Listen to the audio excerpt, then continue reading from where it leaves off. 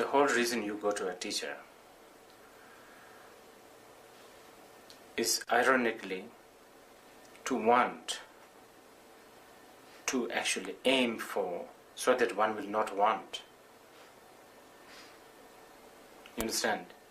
And that's, I'm not joking here, I'm not twisting any language, or I'm not trying to be clever, but that is the main aim, isn't it? I mean, that is the whole point of the tantric concept of guru. You don't want to leave guru independently at the end. I mean, you don't want to leave the guru outside there as an external savior. You want to realize your mind, nature of your mind is the guru. Guru is only a bridge. So ultimately, wanting something from an external source is something that we have to eliminate. Okay. Well, it seems like, though, there's this point where people get stuck, where intellectually they know what you're saying is true, but they also have this kind of grasping quality towards the teacher. Yes. Well, it's a very complicated relationship. Like a Zen master said, to study Buddhism is to study about yourself. To study Buddhism is to study about yourself. To study about yourself is to forget about yourself. Yes, that says it. To actually, the ultimate aim of Dharma practice is to forget. Not to say forget, actually to really transcend, to go beyond all these distinctions. Now, that should be the fundamental base where we develop the student and teacher's relationship. But not many times it happens this way. Many times student and relationship is just another relationship. Boyfriend, girlfriend, husband, wife, man, woman. So that's why there's a game. When a student is insecure, students play games. When the guru is insecure also, gurus who are not accomplished, they have insecurity and they play games. That's why, first of all, students don't go to a teacher seeking for something they need. Rather, they go there to look for something they want. Similar thing happens from the teacher too. Many of the teachers like myself, we are not even brave enough to really give what the student really needs. And what student really needs could be very raw, very painful, very naked. And who has courage to do that? It's so difficult. Because many of us, we have agendas. Agenda is the big problem in this world, basically. One should be agenda free. We do know that we have to crush our ego. Now, in order to do that, we have to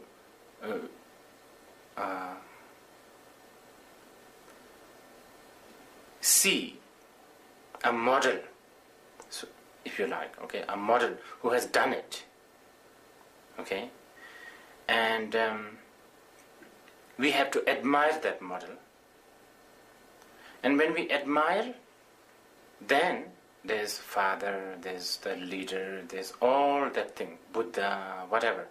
So that's the only way to go. I mean, how would you teach someone in order to crush their ego? Look at your teacher as your maid. It won't work. But then... Maybe for some very peculiar people. But it does work when you need to look upon as someone higher than you, or someone who's more pure than you. Is there a point where students can get stuck, though, as in like a parental relationship, not trusting their own? Oh yeah, that can happen. That's what I was saying before. Many teachers have many teachers don't have courage to give their children, their disciples, what they need, because they have agenda. They want to give them what they want. And that can spoil them. That can make them emotionally dependent on them. Very much. That's big responsibility for the teacher. If the teacher and the students are genuinely interested in the enlightenment. But if they just want to build a relationship, yeah, that's the way to go. One should be more superior, the other always a little bit inferior, attempting to become superior, but always one step behind. And that works. That's how the relationship works. Do you remember a point in your own practice where you stepped away from, that you went through this process? Seeing my teacher as human beings, seeing my teacher as impure and all of that, all the time, even now.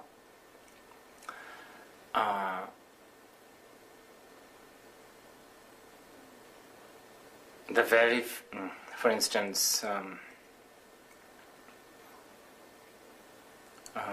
hypocrisy that people like I have, doing one thing in front of maybe a picture of my teachers, and do something else behind, you understand? And that shows that there is a lack of acceptance that your teacher is the Buddha. He knows everything. There is no such thing as behind the picture or in front.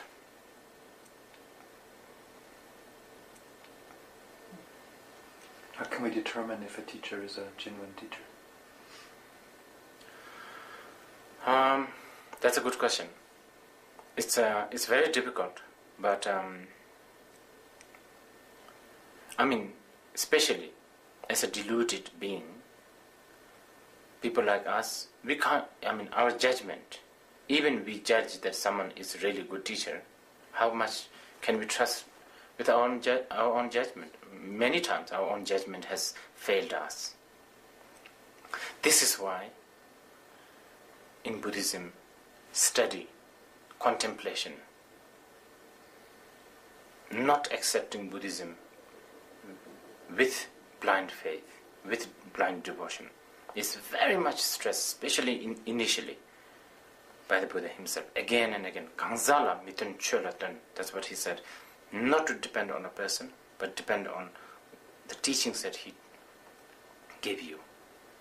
And not simple like that. You have to, it will always be an insurance, okay, if you like, to study, contemplate on the Buddhist texts, study them. And then finally, once you are slightly matured, I would say, it's in this, even all the other quality failed, okay? Maybe your teacher is not a learned, maybe not, gentle, straight enough, I don't know. But one thing that I think you should look for is a teacher who is not interested in himself. A teacher who is totally interested in you and fellow sentient beings. Is there any value in Western students making a pilgrimage to Taksang or to Bodh Gaya? Yeah. Pilgrimage, although it has become very ritual now, it's sort of devotional, ritualistic thing.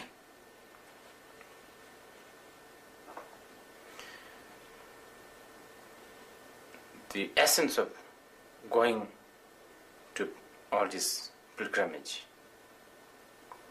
is to remind ourselves that such beings exist. Not as a hero, okay? Not as someone who has done this, did this, but as an example. Like even going to places like Hiroshima probably can, even it is a minute, might remind you how we human beings destroy ourselves. It's like that. Going to Kushinagar, for instance, can remind you that life is impermanent, even the Buddha himself. Going to places like Saranath can remind you that one of the greatest... I'll just wait until that thing passes. Okay? One of the greatest thing that has been said in this world was said there. And then it might invoke a little interest. What did he say? Know the suffering. Abandon the cause of suffering. And so on and so on. So important, to remind ourselves. I mean, of course, if you're a good practitioner, you don't need these things. But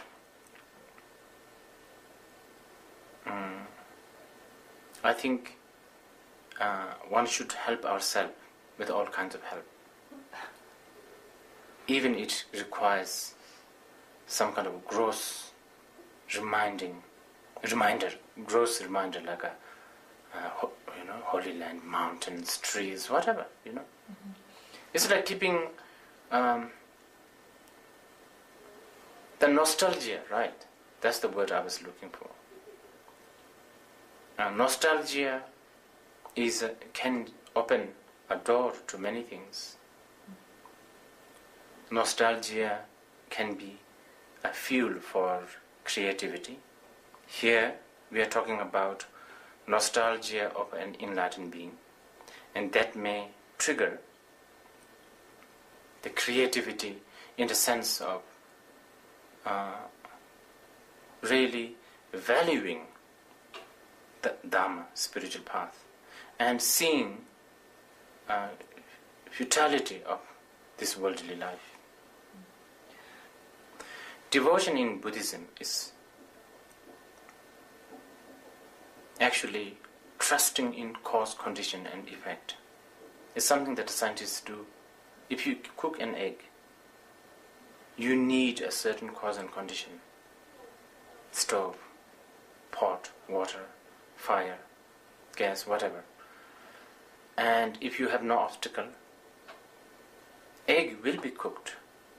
That's for sure. And you can trust on that.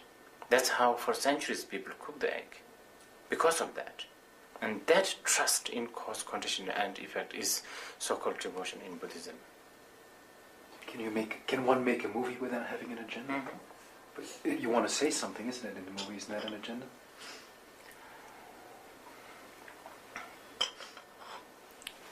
I think, yes. I think there is few directors who did that, right? Without any script. Without any sort of, not even knowing what is it that they're going to shoot. I have heard there are great directors who has done, and outcome are actually quite amazing film. I believe that. We are so stuck with a certain lifestyle, a lifestyle that needs to be arranged, programmed. It's getting worse, actually. We are getting further and further. We are getting more and more distant from spontaneity. And that is really creating all the big mess. I mean, like ecology. We are not happy to spontaneously just camp under a cave or a tree. We need to now have a hotel, for instance. So the credit cards and all of that. We human beings, we ask for program life. And somehow we think that secures everything. And now it's too late. I mean, if you want an excursion fare ticket, you have to book an air ticket 3 months before. No more spontaneity, my dear. My students, many of them take me very seriously, and actually that is one of the greatest living proof that karma does exist.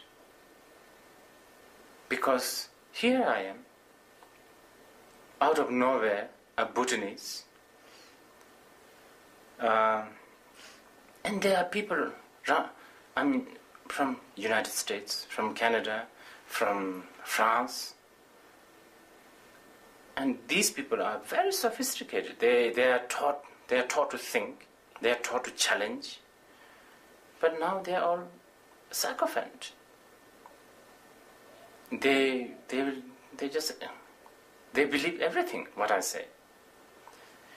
This proves that these people have a lot of karmic debt with me, and they have to pay that debt, and they will keep on believing in my word. Western students are very, very fresh, and that's a very, very big advantage.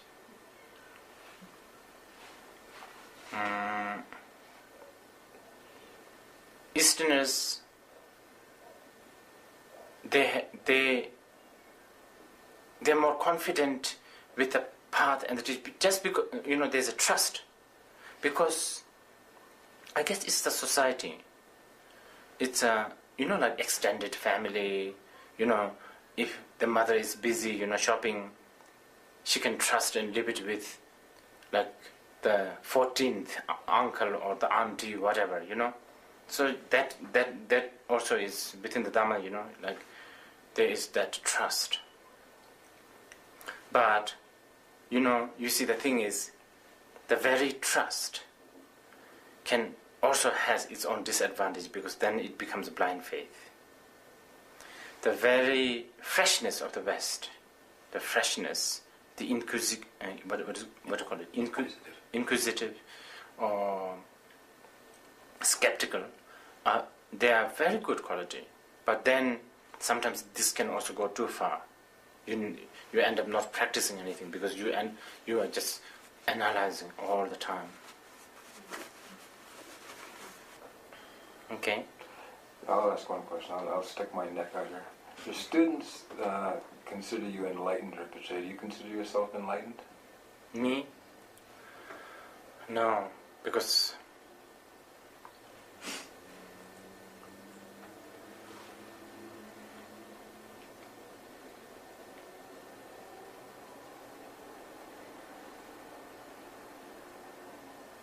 I am still a victim of condition.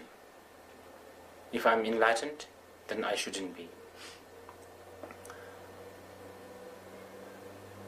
If the students keep on thinking that I'm enlightened, it will only benefit them, if there is benefit, that is. Okay? That's where the Buddhist teachings on mind comes in. You see, everything is your mind.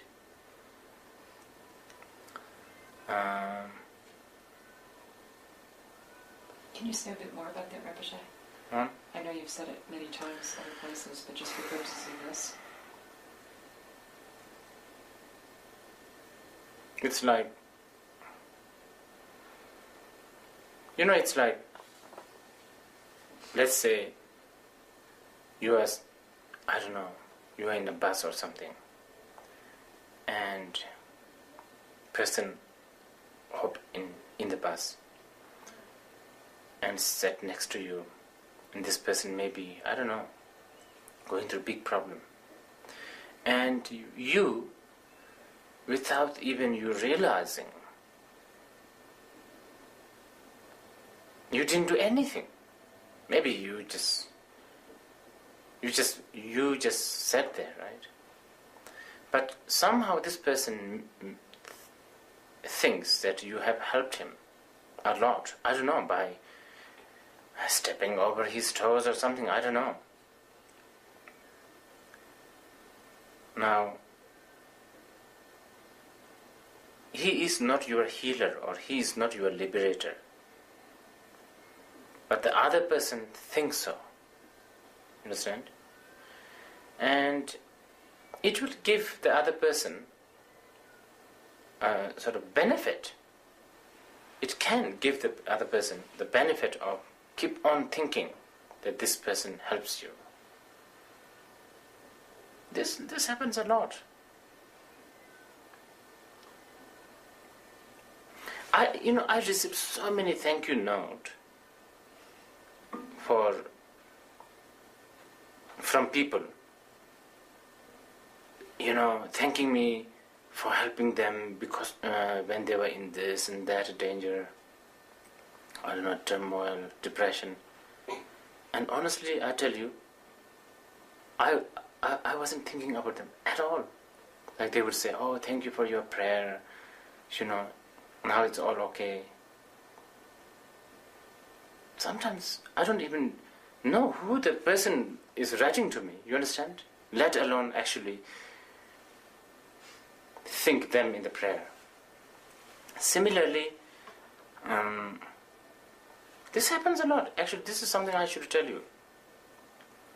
Because as much as the student, many people think the student is more like a weaker side, and the teacher is the power side, isn't it? Sometimes it's not that true. You know what I mean? I think there's a word. The teacher's side is the power, the stage of, you as a teacher you can control. That's what people think, but that's not necessarily true.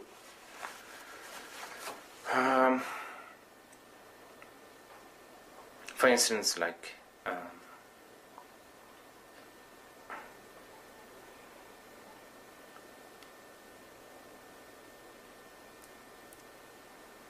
I have, personally, I've had some problems with some ladies whom I don't even know. I don't have any connection with them, but they think that I did. Maybe I might have smiled at them or shake hand with them or said something, and they take it so seriously. Everything is your mind or interpretation of your mind.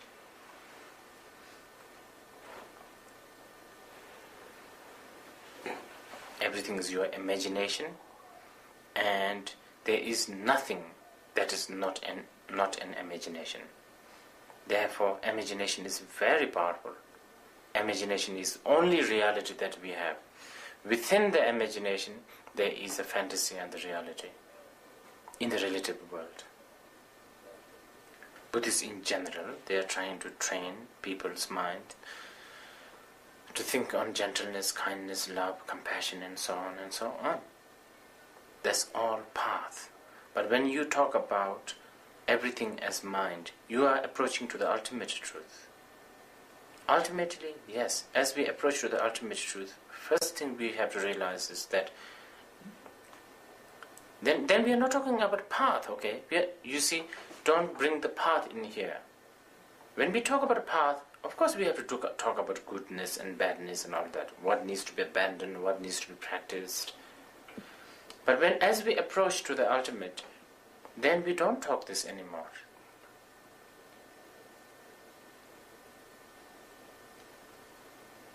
We don't talk. There's a good example. A woman who desperately wishes to have a baby dreams that she is pregnant and even given birth. She's so happy. Within the very same dream, baby dies. She's very unhappy. She wakes up. The happiness of the having the baby and the pain of the death of the baby are all gone. The third experience is what Buddhists are trying to aim. Not to have the baby, not to have the baby, but to go beyond that.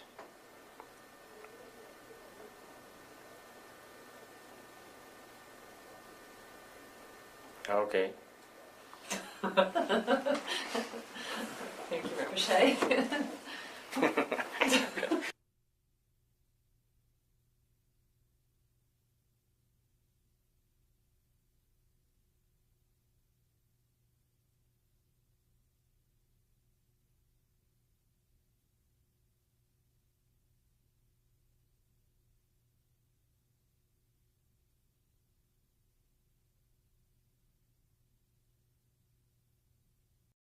Yes, that says it.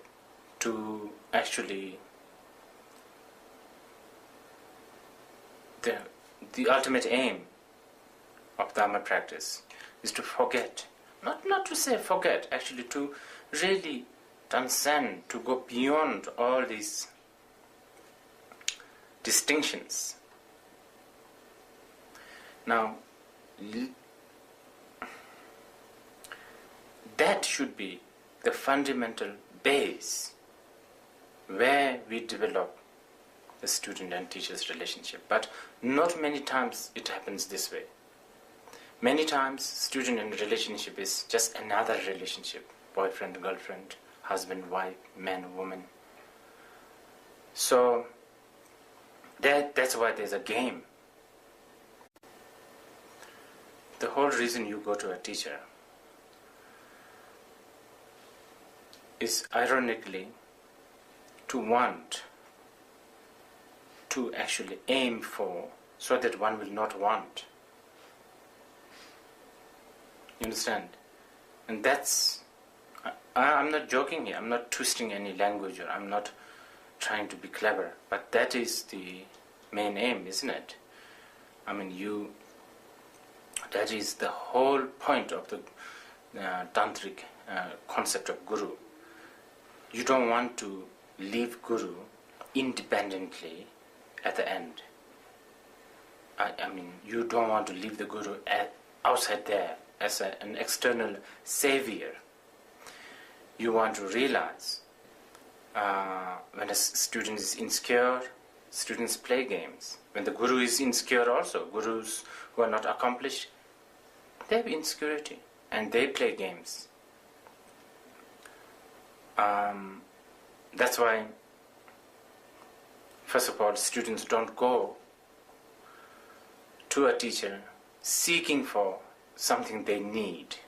Rather, they go there to look for something they want. Similar thing happens from the teacher too. Many of the teachers like myself, we are not even brave enough to really give what the student really needs. And what student really needs could be very raw, very painful, very naked. And who has courage to do that? It's so difficult. Because many of us, we have agendas. Agenda is the big problem in this world, basically. One should be agenda free. We do know that we have to crush our ego. Now, in order to do that, we have to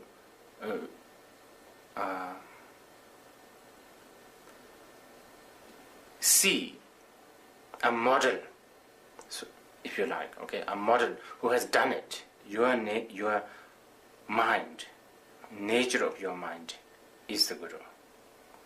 Guru is only a bridge. So ultimately, wanting something from an external source is something that we have to eliminate. Okay. It seems like though there's this point where people get stuck, where intellectually they know what you're saying is true, but they also have this kind of grasping quality towards the teacher. Yes.